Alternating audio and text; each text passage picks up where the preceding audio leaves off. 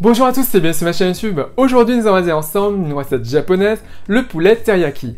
Alors, vous allez voir, c'est une recette très simple. Au niveau de cette recette, au niveau de la préparation, j'utilise des cuisses de poulet. Mais si vous n'en avez pas et que vous avez des os de cuisses de poulet, vous pouvez tout à fait utiliser des os de cuisses de poulet. Et au niveau du goût, c'est juste délicieux. Avec un bol de riz, parfait. Et sinon, pour la recette, c'est tout de suite. Pour cette recette, vous aurez besoin de 1 cuisse de poulet, 3 cuillères à soupe de sauce de soja, 2 cuillères à soupe de mirin, 2 cuillères à soupe de saké et 2 cuillères à café de sucre.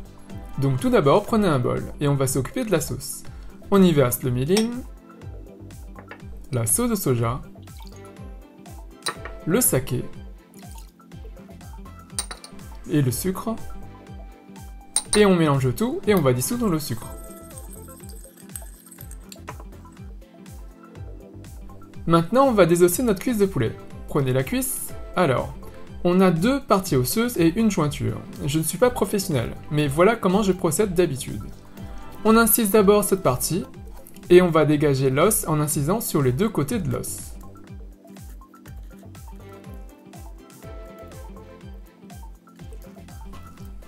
Ensuite, on passe le couteau derrière l'os, et on va dégager l'os.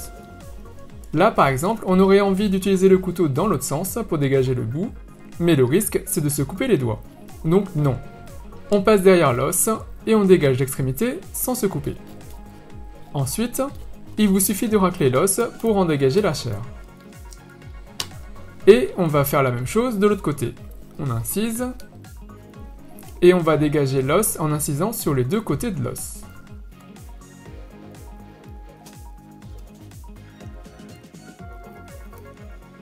On peut également commencer à dégager le cartilage et couper les tendons pour enlever le premier os si l'on veut.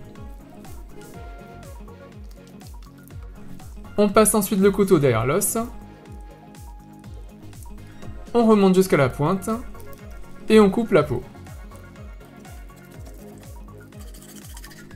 Du coup, il ne reste plus qu'à dégager la chair du cartilage et éventuellement donc les tendons qui ne sont pas agréables à manger. Mais j'avoue qu'à la maison, je ne le fais pas systématiquement, même si je devrais. On vérifie si on n'a pas oublié des petits bouts de cartilage, et on va enlever le surplus de peau et de gras. Alors, conservez bien les os, le surplus de peau et le gras, pour en faire un bouillon par exemple un autre jour, avec de l'eau et un bouquet garni et un peu de sel. C'est juste génial et un régal, rien ne se perd. Et voilà donc le résultat pour notre cuisse de poulet.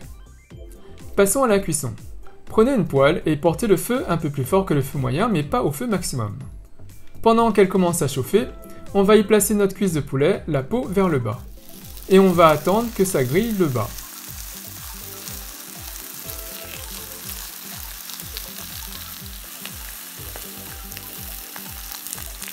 Là, ce n'est pas assez grillé, on va donc continuer. Alors, si vous mettez le feu au feu maximum, vous risquez de griller trop rapidement et de brûler la peau sans la dorer. On va griller lentement pour que ce soit à la fois un peu croustillant, même si au final on ne garde pas ce côté croustillant, mais avant tout, c'est le goût de cette peau grillée qu'on recherche. Et c'est essentiel, ne zappez pas cette étape. Là, c'est pas mal, mais on peut faire mieux. Donc on continue. Le fait de cuire de cette façon va également permettre au gras de devenir liquide et de parfumer la chair et la peau.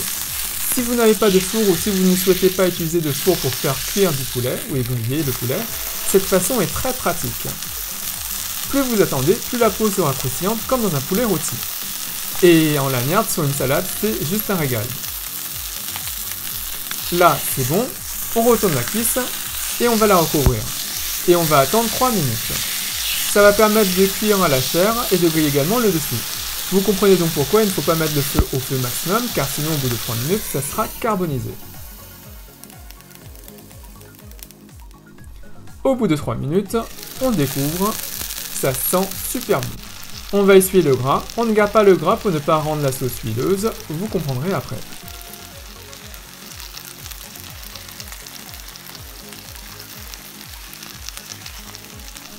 On verse maintenant la sauce et on va continuellement napper notre cuisse de poulet jusqu'à ce que la sauce réduise et devienne sirupeuse.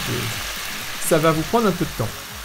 Et sinon, vous auriez laissé le gras et vous auriez mis la sauce, vous auriez obtenu une sauce avec une couche de gras dessus. Ce qui rend la présentation super huileuse et on ne veut pas ça.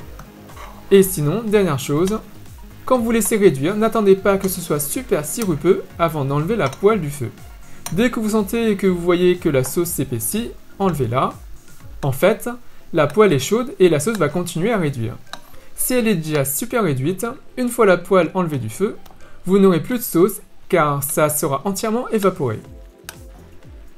Donc là, on est bon. Quand je récupère la sauce avec la cuillère, le liquide ne remplit pas la fente que j'ai créée, donc c'est bon. On va maintenant couper le poulet en morceaux. Attention, c'est super chaud, ne vous brûlez pas les doigts. On pourra consommer ce poulet teriyaki avec un bon bol de riz blanc parfumé et l'accompagner bien sûr de condiments. Ce poulet est super également si vous réalisez des bento. Maintenant, on place le tout sur une assiette.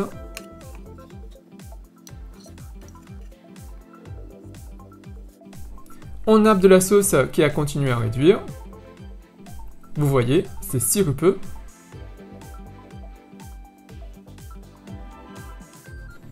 Et maintenant, le petit test. C'est trop bon. Et le côté peau est vraiment délicieux. Génial, j'adore. Et il ne me reste plus qu'à vous souhaiter une bonne dégustation. Donc voilà, j'espère que cette recette vous a plu, elle est vraiment très simple à faire.